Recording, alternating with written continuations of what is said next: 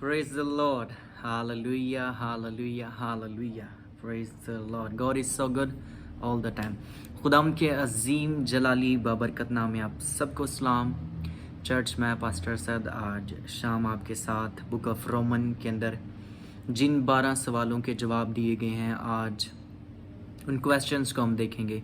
12 ऐसे क्वेश्चन हैं जिनका जवाब बुक ऑफ रोमन में दिया गया है, और आज सिर्फ हम इन क्वेश्चंस को ही देखेंगे कि वो कौन से क्वेश्चन हैं जिनको आंसर किया गया है बुक ऑफ रोमन में। ठीक है, तो ये हमारा कोर्स शुरू होने से पहले जो है ये हमने स्टडी किए थे। ठीक है, स्टूडेंट्स को लिखवाए थे मैंने, तो ये आपको भी हेल्प करेंगे कि कौन से ऐसे 12 पॉइंट्स हैं जो जिनका आंसर बुक ऑफ रोमन में दिया गया है। So number 1, what is the salvation? निजात क्या है? बुक ऑफ रोमन में इसके बारे में बताया गया है। What is the salvation? निजात क्या है? Number 1, what is the salvation? Number 1, what is the salvation? निजात क्या है? बुक ऑफ रोमन में इसके बारे में बड़ी डिटेल के साथ बात की गई है। नंबर 2 है डॉक्ट्रिन ऑफ गॉड राइचियसनेस, रास्तबाजी क्या है?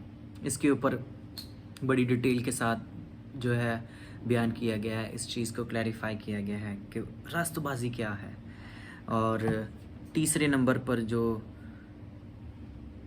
जवाब दिया गया है वो है what is the relationship with the gospel and law, के खुशखबरी, फजल और जो लॉ है उनका आपस में क्या ताल्लुक़ है।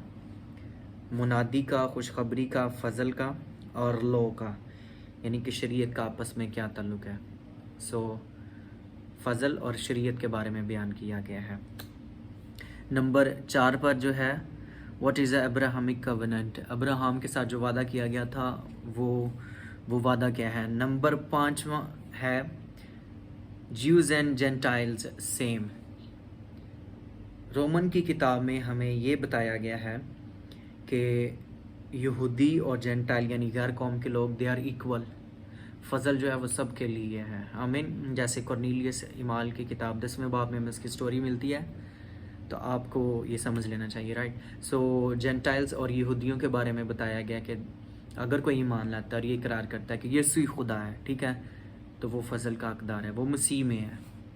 फजल तो सब पर हुआ है, लेकिन अगर आप उसको कबूल करते हैं then you are under grace, right.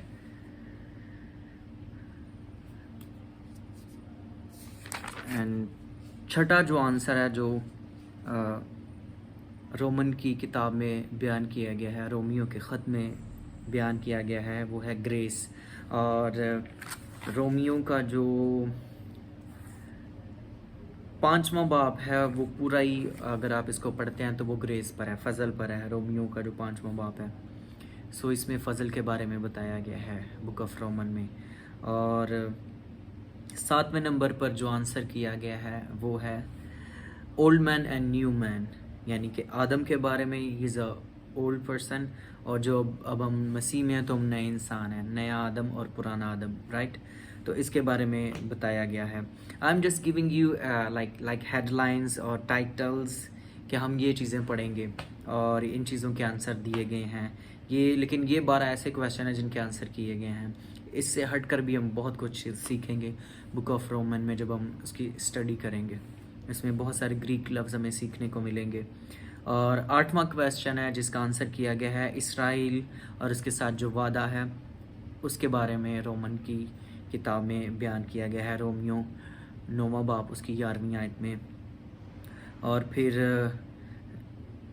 9वां जो क्वेश्चन है उसका आंसर किया गया है कि एक मसीही की ज़िंदगी कैसी होनी चाहिए। बुक ऑफ रोमन में 11वें बाब में हमें ये बताया गया है। और फिर 10वां जो क्वेश्चन है वो आंसर किया गया है कि गॉड गवर्नमेंट, के खुदावंद पूरी दुनिया पर जो है वो हुक्मरान है, लेकिन उसने ज़मीन पर रहते हुए कुछ हुकूमतें, कुछ लोग हमारे ऊपर कुछ अथॉरिटीज़ रखी हैं और we have to submit them. तो इसके लिए जो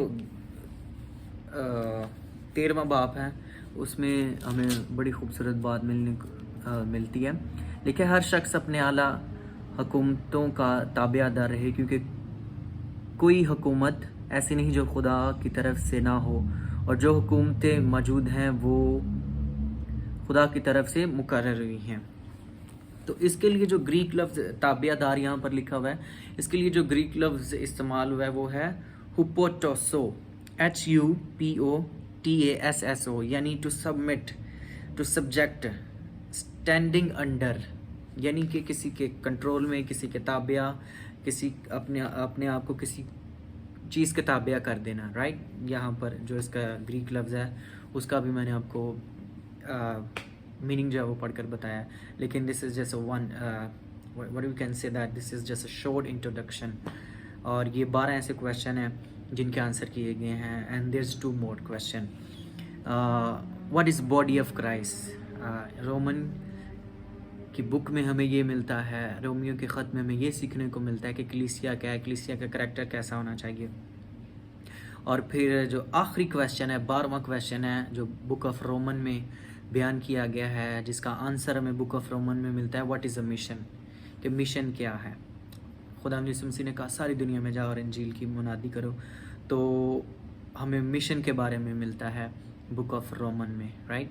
तो ये 12 क्वेश्चन थे जो मैंने आपके साथ शेयर किए हैं इन शॉर्ट टाइम।